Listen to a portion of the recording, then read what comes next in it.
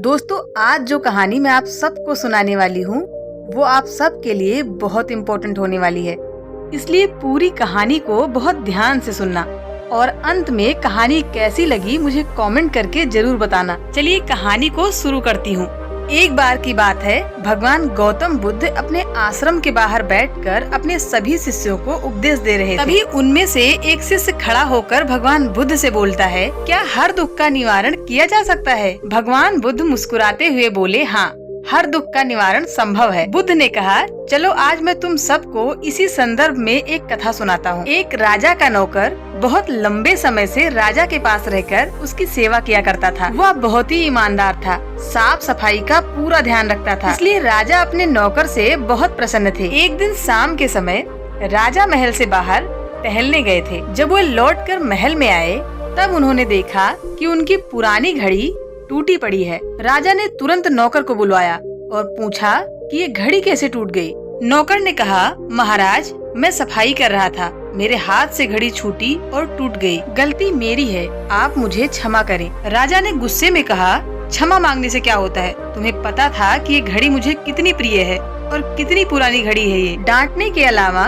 राजा और कर भी क्या सकते थे। बहुत भरोसे का नौकर जो ठहरा। उस रात राजा को नींद बिल्कुल भी नहीं आई। राजा पूरी रात करवटें बदलते रहे। घड़ी टूटने की बात बार बार उनके दिमाग में घूम रही थी। जब उन्हें बहुत देर तक नींद नहीं आई तब वो बिस्तर से उठकर महल में इधर उधर घूमने लगे। तभी अचानक उनकी नजर नौकर पर पड़ी। वो नींद में खर्राटे ले रहा था। ये देखकर राजा को बहुत दुख हुआ। राजा ने मन ही मन सोचा, मालिक के नुकसान का इसे जरा भी ख्याल नहीं है, इसे जरा भी दुख नहीं है, ये आराम से खर्राटे लेकर सो रहा है। नौकर को इतनी शांति से सोते हुए देखकर राजा को बहुत गुस्सा आया। उन्होंने अगले दिन एक प्रयोग करने का निश्चय किया। अगले दिन शाम के समय जब नौकर ने अपना सारा काम खत्म कर लिया तब राजा ने उसे बहुत प्यार से अपने पास बुलाया।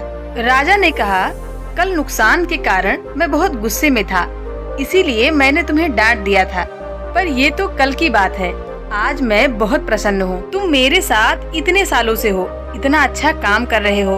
कल ही मेरे मन में आया था कि तुम्हारी सेवा के लिए तुम्हें कुछ इनाम देना चाहिए। सोच रहा हूँ कि क्यों न ये घड़ी ही तुम्हें दे दूं। पर क्या करूँ, ये तो तुम्हारे हाथ से टूट चुकी है। यदि नहीं टूटती तो ये आज तुम्हारी होती। इतना कहकर राजा सोने चले गए। उस रात राजा को अच्छी नींद आई, लेकिन नौकर को पूरी रात नींद नहीं आई। उसके मन में बार बार एक ही बात आ रही थी कि अगर घड़ी नहीं टूटती तो आज वो मेरी होती। कथा सुनाने के बाद भगवान बुद्ध बोले, अब तो तुम समझ गए होंगे कि लालच ही दुख का सबसे बड़ा कारण है। इसका त्याग कर देने से इंसान हर दुख से मुक्त हो सकता है। जब उस घड़ी का संबंध उस राजा से जुड़ा हुआ था तब उसके टूटने का दुख सिर्फ राजा को ही हुआ, क्योंकि राजा के मन में उस घड़ी को लेकर लालच था। लेकिन जैसे ही उस घड़ी का संबंध राजा से हटकर उस नौकर से हुआ, उस नौकर के मन में उस घड़ी को लेकर लगाव पैदा हो गया। उस घड़ी के टूटने का दुख राजा से हटकर नौकर को होने लगा और जिसके कारण वो पूरी रात सो नहीं पाया।